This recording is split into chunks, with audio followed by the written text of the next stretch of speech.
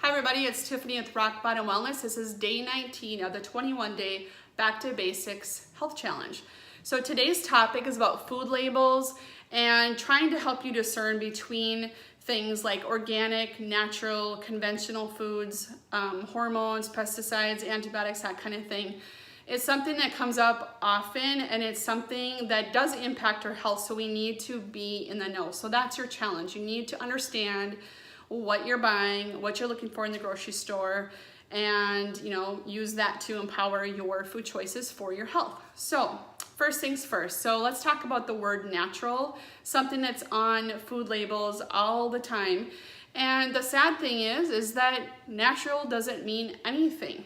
It's not regulated by anyone. It is often used to convey some kind of better, healthy, more wholesome type of food, and that's not necessarily the case. The other thing, I'm thinking about packages of chicken, poultry, different types of poultry will say, I see this all the time, no antibiotics or hormones used, and things like that. Well, the bottom line is that that's a marketing ploy, because it is actually illegal to give poultry hormones. So there's not some kind of growth hormone that's given to these animals in order for them to become, bigger, better, whatever it is that they are doing. So just by, putting that on a label, it's implying that, another food company may use hormones, whereas you're gonna buy from this other place that doesn't use these hormones. That's not the case, because it's illegal, and I think it's been illegal since maybe the 50s or something like that. So just so you know, you have to be very savvy when you're at the grocery store, and where you're gonna put your dollars towards good food. You need to know what you're doing that with. So hopefully that explains the word natural on your packages, and then the hormone and antibiotic thing is also something to consider. So the next thing I want to talk about is organic versus conventional. So there's organic farming practices, and then there's conventional practices. So organic is going to be the opposite of conventional, but I'm going to talk about organic because that's the one that's a little bit trickier. It's more expensive when we're buying our foods, and something we need to know, is it really worth our money to spend a little bit more for organic foods? If money is no object, I would buy everything organic that you possibly can. I wouldn't even think about buying anything different. That's just my opinion on that. But if you do try to watch budget and your weekly shopping list or whatever, then you need to know the difference. So organic farming practices use crop rotation.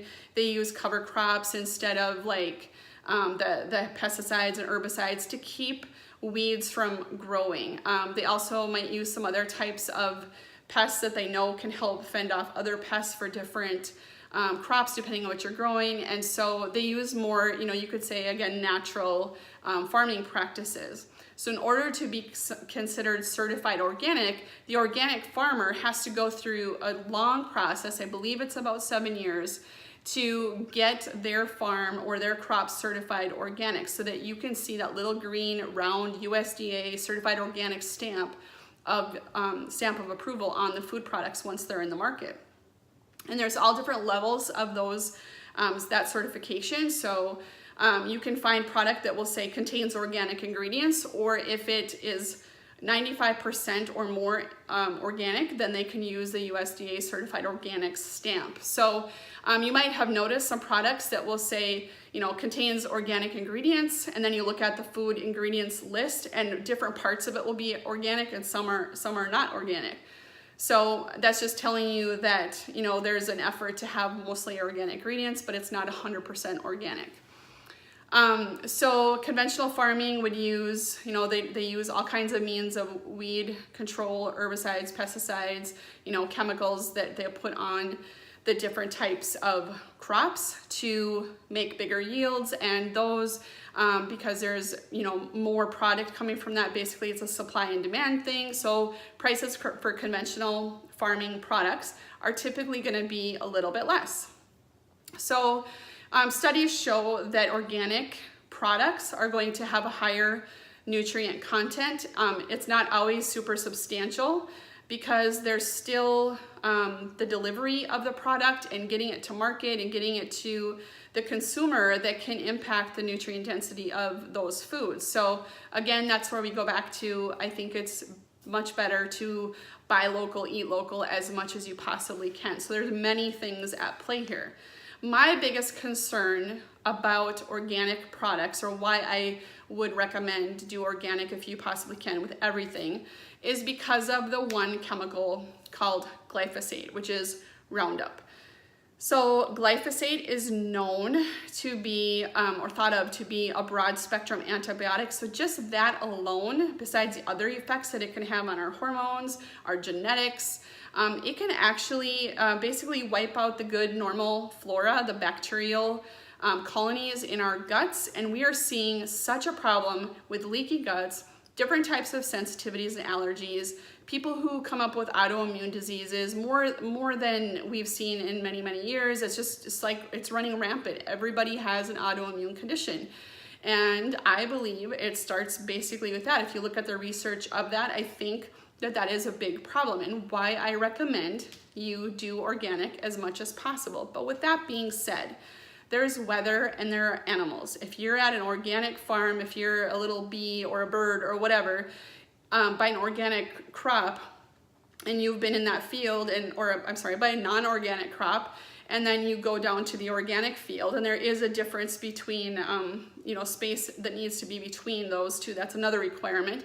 But, there's wind, there's weather, there's, animals and plants plants, but there are animals and bees and that type of thing that can take and carry that stuff to another field that's maybe considered organic. So I feel like even if something is organic, it's really hard to be 100% organic, even if you're doing all of your best efforts.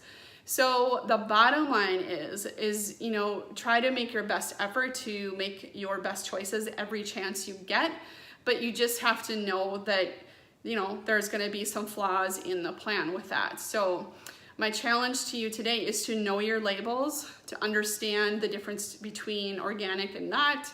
Look at how your body is, how you are feeling, how your family, what they need for their health, and make your decisions accordingly. And if you need to budget out so you can have the most optimum food supply for your family as you possibly can, budget that in, and maybe you take something else out, that's probably worth your time and efforts. So that's my challenge to you. Hopefully that's helpful. Please ask if you have any questions in the comments, and I will answer them as soon as I can. Have a great night. Thank you. Bye-bye.